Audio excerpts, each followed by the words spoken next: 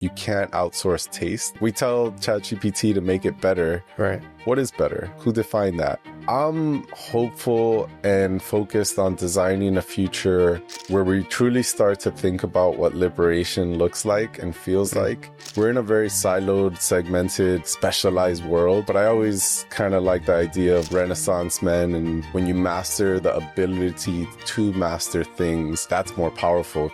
You still need the architect, and the architect, it's going to enhance you, but it's also going to expose where you're not that enhanced in. The way you do one thing is the way you do anything.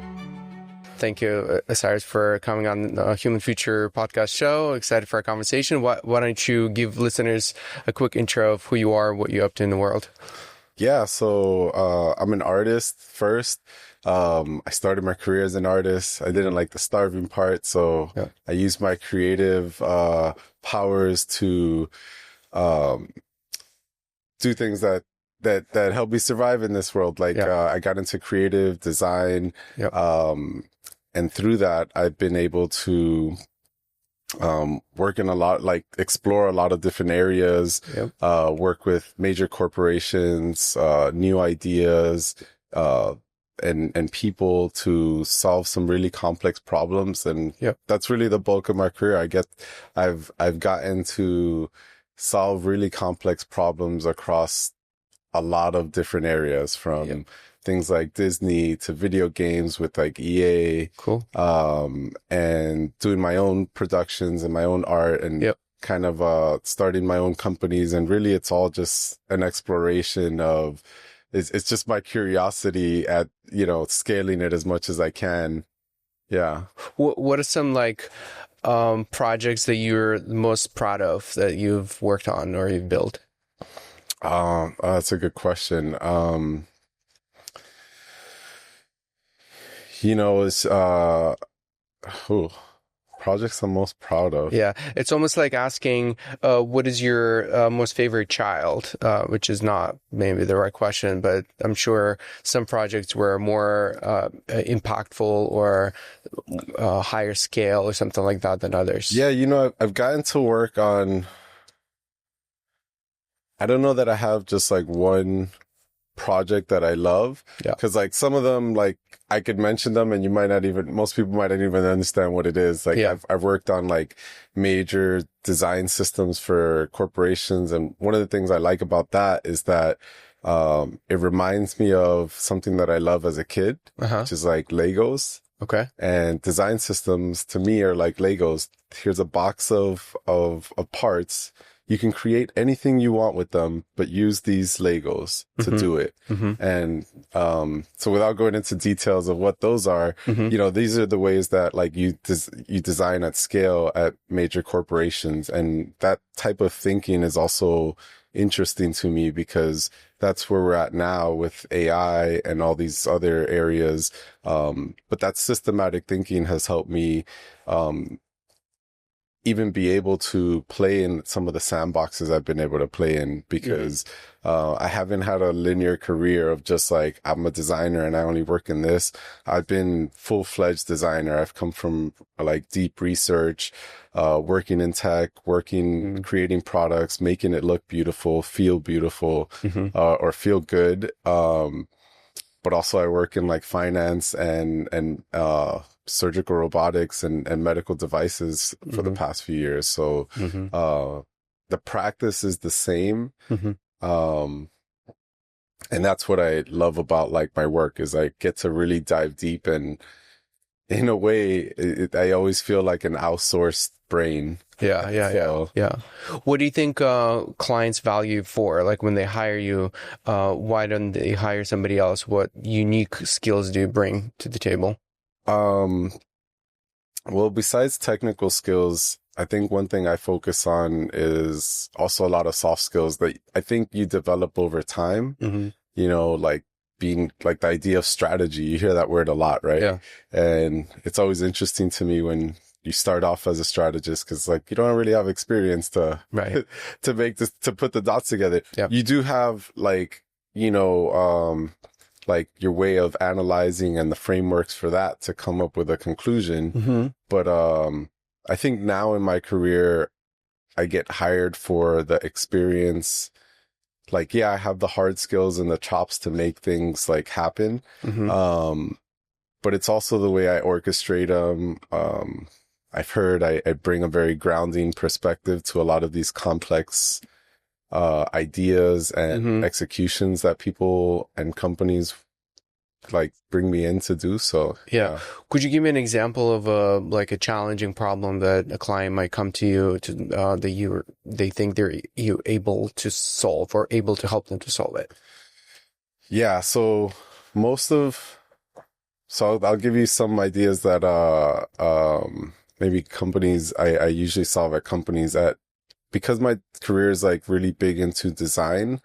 A lot of my focus is design thinking or like user-centric thinking. So sometimes like maybe at a finance company, we have a very high stress experience where maybe it deals with retirement and we have a lot of drop off in this area. So it's like, how do we get this person to make this huge life decision online in a set of a few pages and make some really big, impactful financial decision, especially when everybody's background and situation and understanding of financial literacy is very different. Other problems could be like creating a software for surgeons to be deadly accurate with when they're doing a total shoulder reconstruction. You have to provide them not only with a beautiful looking system, everything has to be make sense on like how you help them make decisions for like final surgery. So that way, when you do a total shoulder reconstruction, somebody has the most range of motion in their shoulder that they could possibly have. Those are some of the problems I solve. It's a really big gamut of not only solving product problems, but like how humans engage with the things that we build for the world. So that's really the focus of my work is like, yeah, we can have these systems and stuff, but how are humans engaging with that? And are you making it in a way that's impactful and meaningful? And, if you want to put the cherry on the cake or icing on the top or whatever. Like, did you add an element of delight even? Like, does it even feel like that extra like magic that like you might feel at Disney, and that's something I even learned there. So yeah. Do you think we will get to the point where this type of work could be done by AI? It's a good question, and right now we're not there. Yeah, of course. I think people think that we're there. And, when you talk about AI, like, yes, it is replacing tasks and some roles that we have today. And it's not to be egoic because like I work in this, you can't replace it. There's elements and nuance that, before we started, one of the things we were talking about was you can't outsource taste and flavor and just there's a craft to every role that I don't think that we're there yet. And no matter how much you can predict what's better, what's not, taste, just like being an artist, being a chef, a creator of some sort where it's like, can anyone make a cake? Sure. Not every chocolate cake is the same. Like banana bread, that's a really popular thing. I love banana bread. You go anywhere, like they're all vastly different, So having that like kind of that swag to whatever you're putting out, like that you can't outsource yet. Like, so from a experience design, you still need a sense of human judgment to make that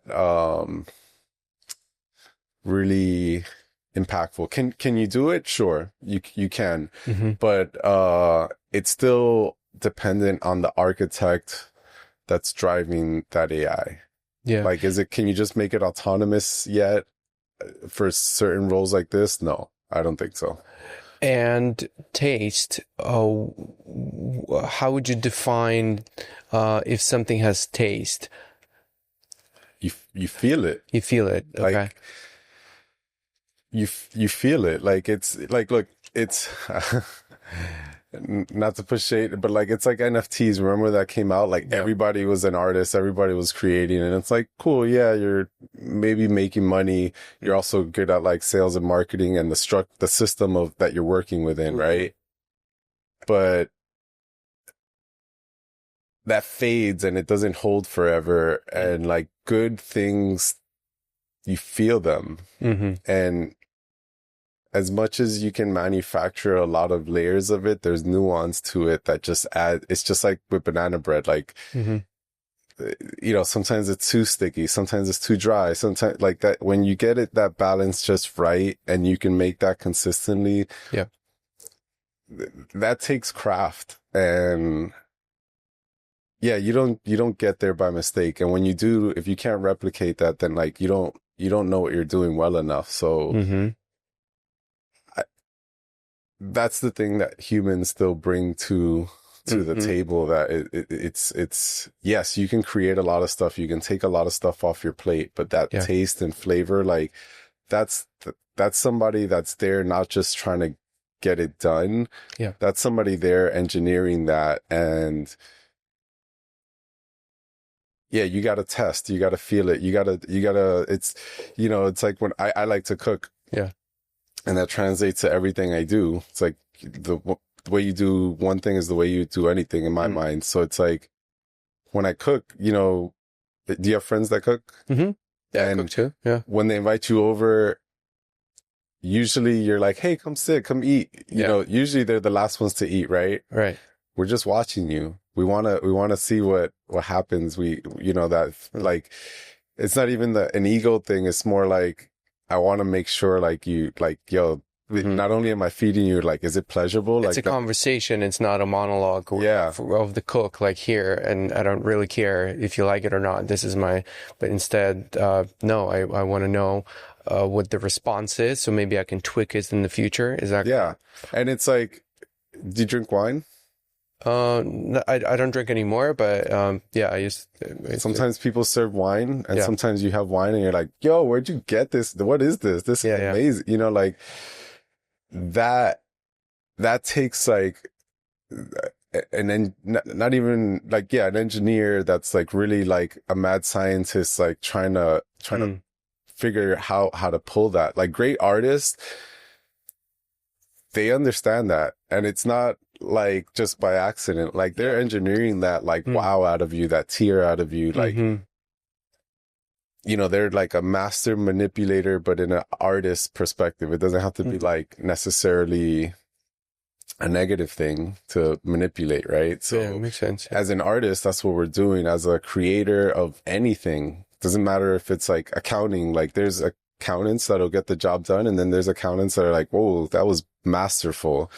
And I think, you know, when you talk about AI, you still need the architect, and the architect, it's going to enhance you, but it's also going to expose where you're not that enhanced in, and where maybe you need to level up. Like we were right now we were talking about like creating like characters, claymation characters. You saw how fast you can create them. But then like now to tweak it to get it to that feeling, right? That vibe that's like, okay, that's a claymation character. Or it's like, oh, that character feels good. Like I want to touch it. I want to like, I want it to be my friend. Like, like I'm in its world like that.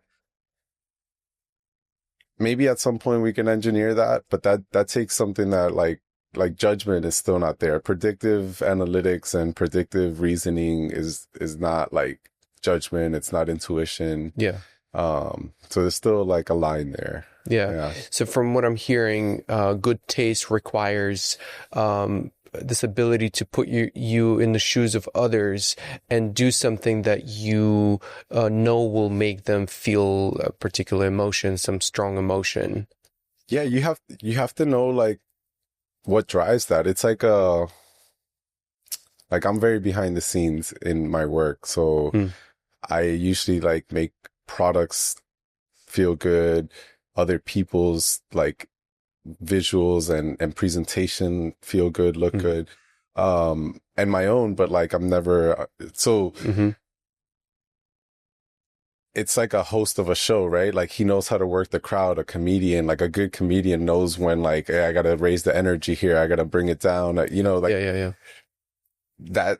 A good comedian's taking notes, you know, like it's the same thing no matter across the channel. Yeah, you're studying the like what my craft, part of what my job is. Like one of my titles, if you go on like the professional title route, would be like user experience architecture, right? Or architect or whatever. So we're crafting an experience. So for me, working with like AI and all these tools, I'm just taking those perspectives and baking that into this. Other people will do good at marketing. Other people will do good at like sales writing, but that's their craft, right? Yeah. So like kind of that comes out with like, you can see the architect's perspective and real craft in the output of the work. Sometimes people put stuff out, it doesn't look good.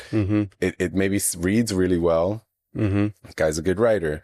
So it's really all on the architect, at least at the moment right now. Everything else is kind of guessing. Yeah. Like a big part of your philosophy that you present and teach to others is this notion of being useful in the way you like you show up in the world. Can you give me a little bit more, or for the listeners to understand this idea or this way of looking at things? It's simple. It's something I kind of been like working on this year, mostly as I've been doing more, getting into more like speaking engagements and challenging myself to define like what is my like perspective and principles on life. Like, all right, cool, I've done all this really awesome stuff. Because if you talk to me, and not even on some ego stuff, like I know I've done some really cool stuff, but like what does it all mean? So I came up with this concept, the art of being useful, which is really a reflection of how I've moved through life so far and how I've done a lot of the things that I've done. I have 2 exits under my belt. You know, those came about not because I was only like good at my job. That was also because I was useful in areas and at times when we needed to solve really big problems, be it like, what are we creating? What does it do? How does it serve people? Oh, well, we need money to get this. I was useful at raising funds. I was useful at like the whole process. And even my biggest exit, I even though I was an investor in it, I was the smallest investor, but I was the most useful on the team because I helped paint a vision to life.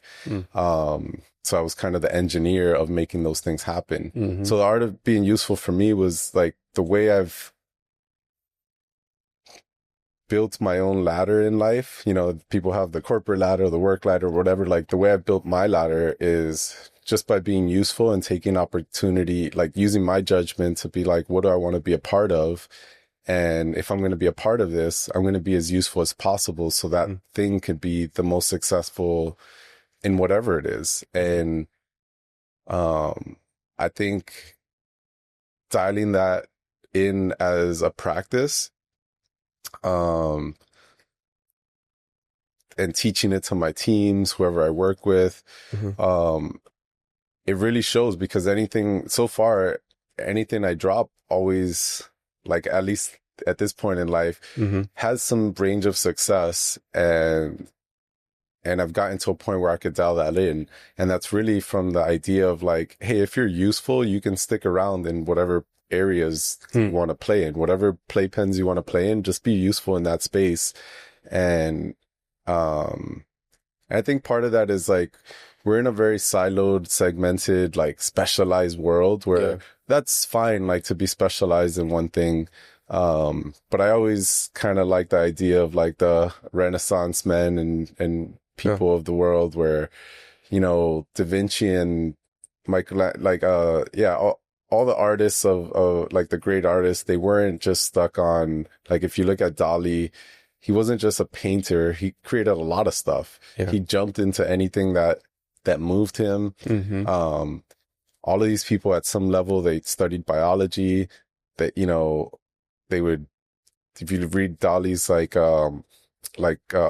autobiography, he's like grabbing like fish and frogs and animals and opening them up, peeling them apart. While that sounds like really dark, it's also like, well, what is in there? You know, what happens when I touch this thing? What, you know, and having that mindset, like, I don't know, that I think that's more interesting to me than just being a master of one thing. I think when you master the ability to master things, that's more powerful, because then you could live a fuller life. It's like why we like to travel, right? Like, because we get to experience so much. Like, if you practice the art of experiencing, you know, which is partially being useful, because if you're useful, you get to experience different parts of that, the full gamut of whatever you're playing in.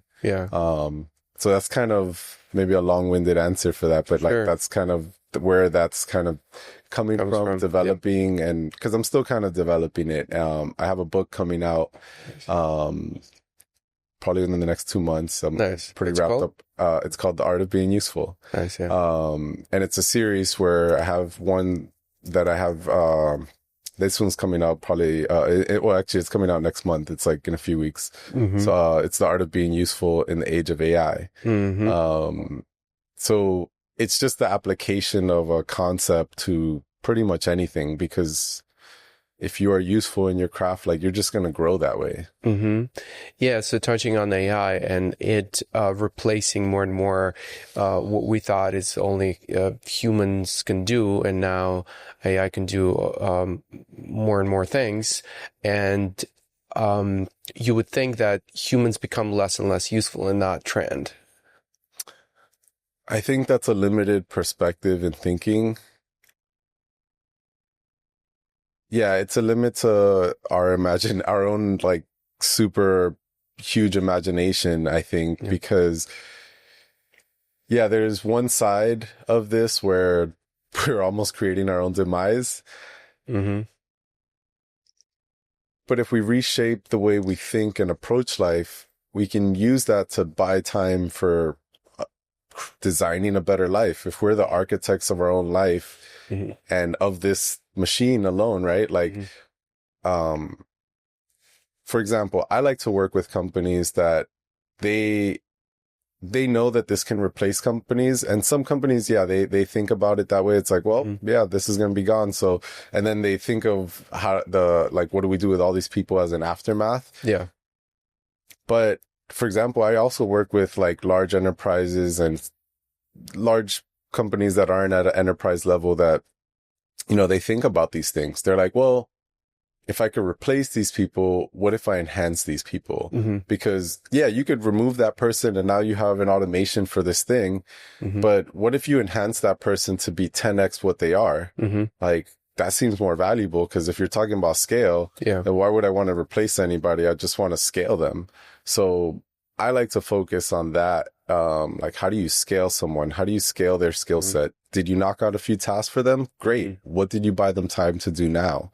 Like, how can now they go redesign? How can we redesign the way we work as a whole? So I think when we talk about replacing, that's a very limited and like, just a limiting perspective, because if we're such, if not to get all philosophical or spiritual, but if we're like these expansive beings, then let's think in expansion. And also that matches with what we want to do in commerce, right? We want to scale. So then let's think about scalability. Yeah, for sure. I agree. And I think the areas in which humans are useful, is changing, is shifting. AI is defining where humans will find usefulness in the future. Where do you think humans will stay very much useful, or even more useful in the future? I don't want to answer that one totally, but I'll give you my perspective on it. Yeah, please. So, and the reason I don't want to give an answer on that, the reason why I hate people saying, just go ask ChatGPT. It's like, but you know, like answers are cheap these days. Information is cheap. It's free. Yeah. Right. Yeah. The power is in the question. So I think the question to pose is like, what are you going to do with this now that you have the ability to literally create anything from your word, Yeah. from your written word, from your verbal word. Mm-hmm. I think, it's like a prompting a speech to anything, you know what I mean? yeah. So if you think about that, it's like, how are you going to use your consciousness to make better decisions for yourself and for the people around you, your world, right? Like, because we talk about all this, that's why the replacing thing feels like a very separative mentality when it's like, yeah, you could do more by yourself. Great. But like, what are you going to do that's impactful? Because it's like, yeah, we could do more of feeding the machine, making money, doing commerce. Like, I've done a lot of that, tested a lot of that. When it first started, I was like, let me get 3 jobs. And I did. And I ran 3 jobs as like using AI. I was like, that's exhausting. Cool. You make a lot of money. Great. Now let's scale a product. We did that. But then it's like, what is actually impactful besides like making money and like doing all the commercial commerce things? Like, what are we using our consciousness for to shape how we use this in the future? You know, from a parenting perspective, like education is going to change now, right? Like how are we shaping? Now we can take control because from a teaching arithmetic and science perspective, you can learn faster with AI than you can in any regular institution. In the last 4 years alone, I don't know, I think I've scaled the rate of learning, like, by so much, like, I don't even know how to measure that, but I do see myself next to some of my peers and I'm like, wow, I'm so fast at a lot of things. I don't know how good or bad that is, but I have learned a lot really fast. So yeah, I think, we need to challenge. I think this is a good challenge to ourselves to ask better, deeper, more conscious questions about where we're moving in the world. And stop just looking for the answers, like start thinking about just better questions. Yeah. Yeah. Cause I see that the potential direction where we're moving is into the more subtle layers of human experience. They're not like super physical experiences, but they're exist in the more subtle layers. And humans will continue to be useful in the domains of what humans been always good at, like deep human connection, authenticity, like expressing yourself, being a unique you, having this human experience, those types of things. And then the rest, or not completely everything, the rest, but a lot of the things will be facilitated by AI so that we can do more of those like human things. Hopefully. If we design it right, yes. If we let it just control us, and I think that's where the power of the questions lies.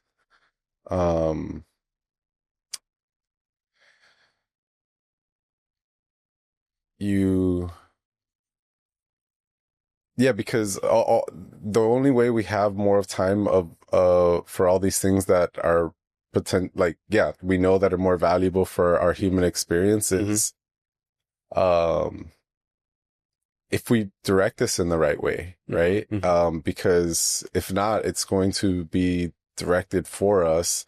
And I think we have to get more involved in like, how this is shaping. And I don't know what the answer to that is, because that's like, we're fighting a lot of different layers to this.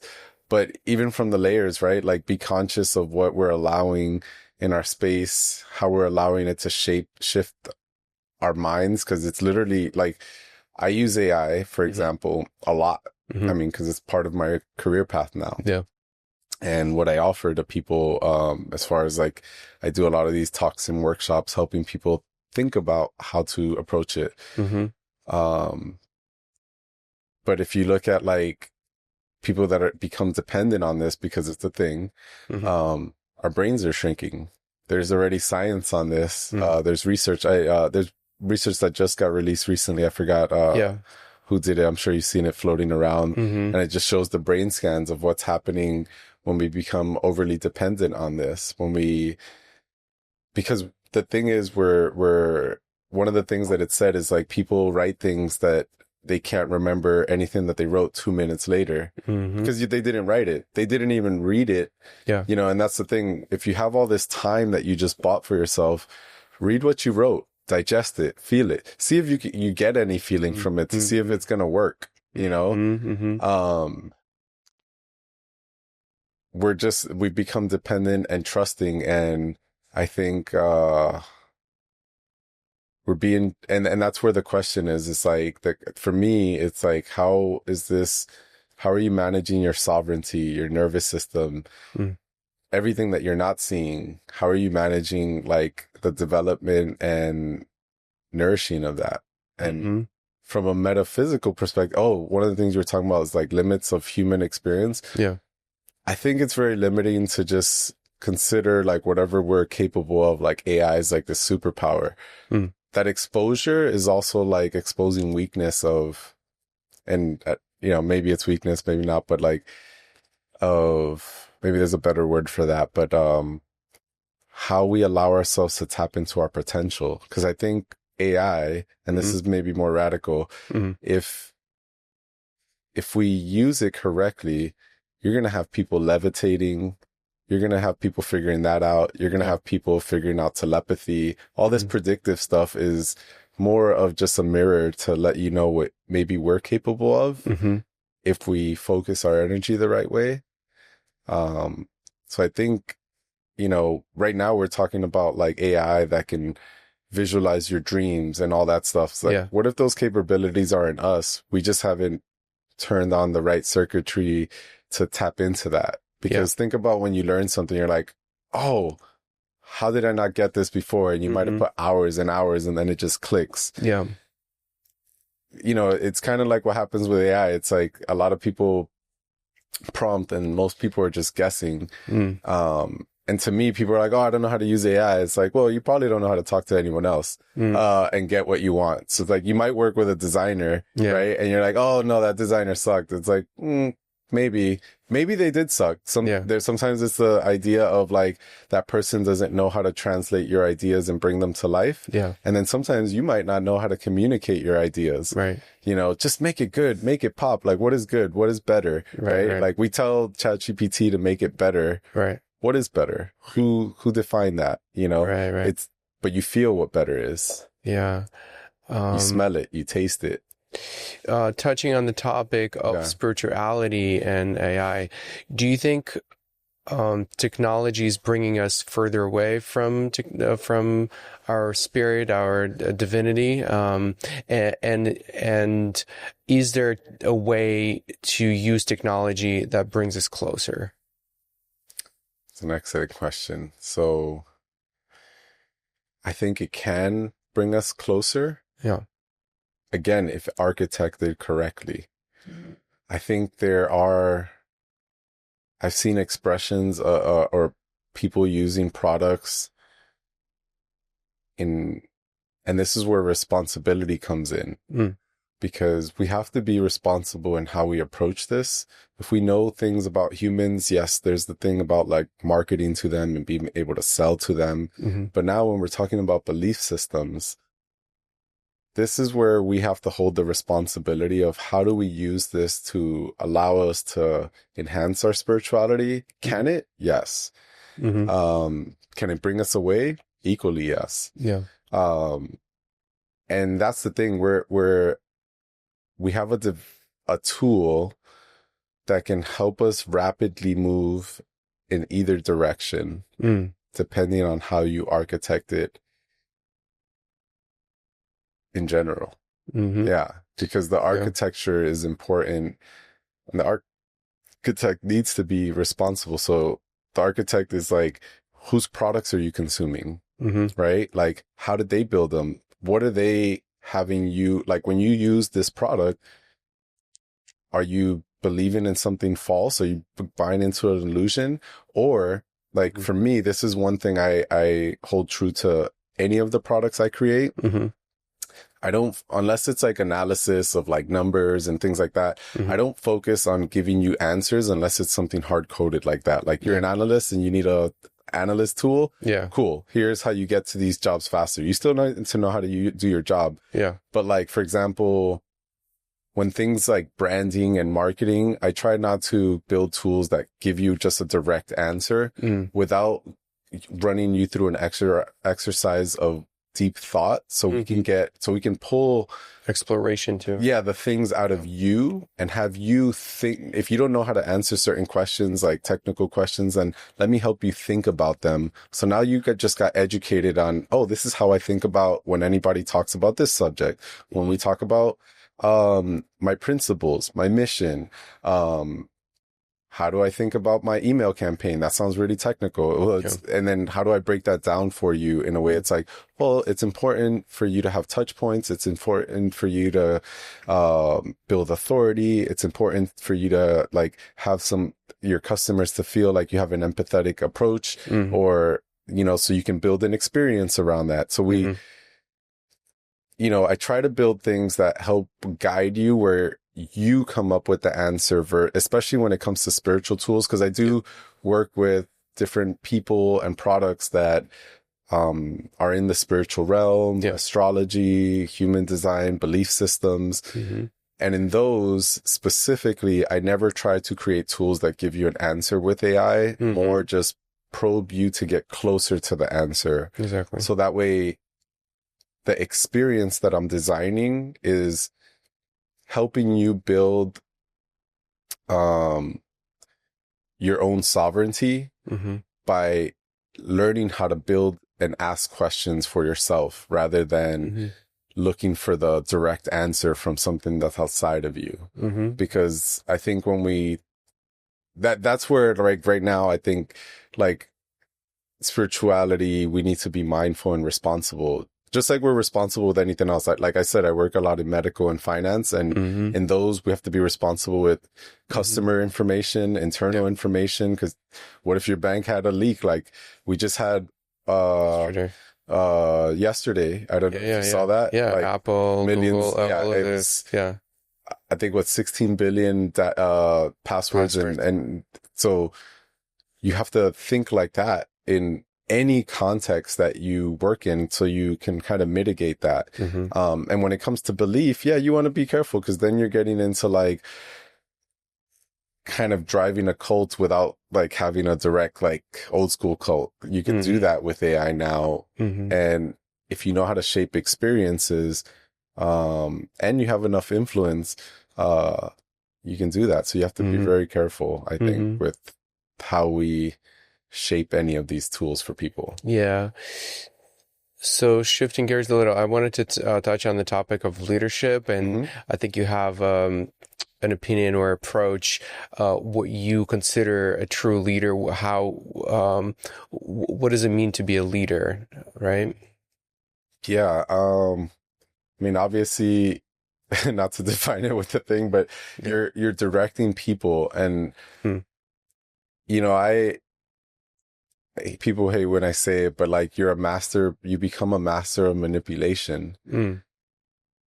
And you can use this for light, dark, good, bad, whatever. Like that's all like subjective, right? When people say like, oh, that's kind of evil, it's like, well, what if my manipulation is to protect you? What if my manipulation is to make sure that you don't go off the deep end, and then our enemies are outside the gate? And I read a lot of like I read regularly The Art of War, which, a lot of books are remixed of The Art of War in very positive ways, like The Art of Seduction. What is it? Like all those books from Robert Greene, right? Like those are all Art of War in different contexts, right? I don't recommend reading it to everyone, because like translation and is important to understand. So whatever vehicle you need to understand those concepts is important. But like, for example, in The Art of War, you're talking about generals and conquerors leading civilizations and their people. When you have a lot of people to lead, you have to be some kind of responsible arm in that. So that's how I think of leadership. It's like, how do I think of the full scope of like what is good for the people and the general public? Mm-hmm. And then how do you also create some kind of, democracy within that as well? Mm-hmm. But you also have to know that somebody's going to be the leader no matter what. Like everybody's going to look towards somebody. It happens at work. If you're a boss or if you're the owner of your company, right? Everybody's looking to you. Yeah. If you're the team leader on a team, everybody's looking to you because that's what the context that you're setting is. So owning that responsibility of like, yeah, I have to lead all these people to get them to do what I want or what we need to do. And also I have to make them feel good and motivated, and I got to keep them healthy in their mind and sometimes in their body, right? Like if you're in the military, you're leading a team, like you got to keep everybody fit to do the task. So it's like, it's the same to me. And, then when you blend consciousness in there, it's like, yeah, there's the balance of like what is good or rightful for, you know, your team to experience. Like, how do you want them to be healthy? Do you care about that? Yeah. What kind of mental state do you want them in? For sure. The same way you design your life, you can design your team. What has been like present in recent months or years for you that's new? Something that's been occupying a lot of your attention and energy? I think combining a lot of these concepts lately has been it. Like, how do I now? Yeah, I've done the things, I've done the roles. Yeah. Like I've had all the whatever manager level, director, like, you know, the designer, the this, like, so I've gone through the gamut of things. And now like lately I've been really like thinking about not just being like trying to, I got a course, I got a community. It's like, well, what do I want to do? And like, if I put it out in any of these capacities, like what am I really saying? And that's where like the art of usefulness came about, because a leader is also useful. They're not just barking commands, right? Like that's nice idea, but that's what's been present is like developing this concept and articulating it, because I'm starting to see that it has application. Like before I would get invited to do things and you just take it as an honor. Like, oh, I get to do this thing. Yeah. And yeah, we do get to do these things and it's cool. But now like I see that like becoming, like that's becoming more of like my brand, leadership and usefulness. And like, how do I apply like design thinking or user-centric thinking outside of just like the typical tech worlds? Cause it's a useful thinking for anybody. And now that like AI is here, product focused thinking and being like a product designer, like everyone's becoming that. We don't know it, but that's what's happening. We're all becoming strategists. That's why like now it's not so much important that you can do this thing. It's more important, can you figure out this thing? And I think now, like the way that like in the last year alone, like I've been doing more speaking engagements, more workshops around teaching this perspective. And through that, you know, I thought it was like, oh, it's just like a fad. But through that, I'm seeing that, well, we're actually helping people, like in a lot of it is change management, but really shift the way that they're thinking for this new future. And that's really fun for me because like I literally just get to help people embody this playful, creative, exploratory nature that I practice, or that I get to practice in my life. Like literally, or I hate to say literally, but like I'm designing every part of my life, and that's like really fun. And anyone can do that. So I think that's what's been alive. It's like the fact that I'm getting invited to show me how you do that. Show me how you think about that. Now for me, I'm just taking the responsibility of like, wow, let me make this more bite-sized and digestible for you to actually get it. Because you're calling me for it. So it's like, wow, let me take that responsibility on and shape it in a way that it lands for you. And hopefully I can help you out somehow, you know, so that's for sure. Yeah. So thinking about the future, what is the type of future that you're excited about? AI is awesome, but Yeah. I'm still bummed that it doesn't do laundry for me yet. Although I Yeah. did see something come out that was interesting. I was like, I'd mess with that. Yeah. That's really all I ever wanted. But I'm hopeful and focused on designing a future where we truly start to think about what liberation looks like and feels like. Um, and we can start shaping communities of like, there's all these like, oh, I'm going to get a farm and I'm going to get all this, but it's like, that's cool to be, that's a cool idea. Yeah. And like, yeah, I want that, right? Like I'm building towards that. But at the same time, it's like us trying to escape society and run from a lot of the things that is here, because the reality is like, you could go find that, like, but you probably still, most of you want to live in a city. How do we start redesigning cities that have like, a lot of these things that we want to do? We want to grow our own food. Why don't we have like trees in our, just outside that have food, right? Like, why don't we have that? So I'm trying to figure out how to design a future that looks more like that. Right? Like, how do we start creating futures that think about real problems of like, yeah, how do we design how do we bring those ideas of escapism into like community and our regular day-to-day life for everyone, not just for the people that can afford to escape. I guess in a nutshell, without getting into all the details, but like that's what I'm really like focused on doing. Like, yeah, I'm doing a lot of the AI stuff and that's fun. I showed you today, I'm developing a cartoon for kids to learn, and then also kind of like another like Adult Swim style darker cartoon for adults. So yeah, the future is just like figuring out a way to like spread the concept of creating and empowering more leaders in our world to help shape this, because this is not like a one-man show. It's like this is everybody. This is not a tech person, a designer thing. This is like everybody get on board because it's happening. And if you don't participate, it's gonna shape your stuff and you're just going to follow suit. Yeah. And especially now, I think there are a lot less excuses than there used to be. Before, the excuse was, I'm not a techie. For example, technology is driving a lot of change, and I understand very little about how to develop whatever. Yeah. And then now, if you speak any language, it doesn't even have to be English, any language, you are now in control of what's being created, Yeah, and I think that's the thing. It's like you can go the way that, see, like that study I mentioned about like the brain shrinking because of too much AI usage.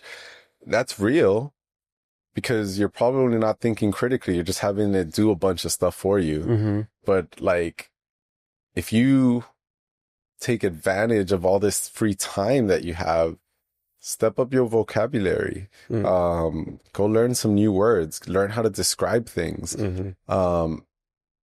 take joy in learning, because if not, right now, language is being erased in front of us, right? Because of the way we're just asking for answers, we're not broadening enough, and you're going to see literal words start disappearing. It's happening already. Look at what's because of ChatGPT and Claude and all these LLMs, people are forgetting to some adjectives for expression, for detail, for texture. That's why they're not getting the output that they want, because they're not even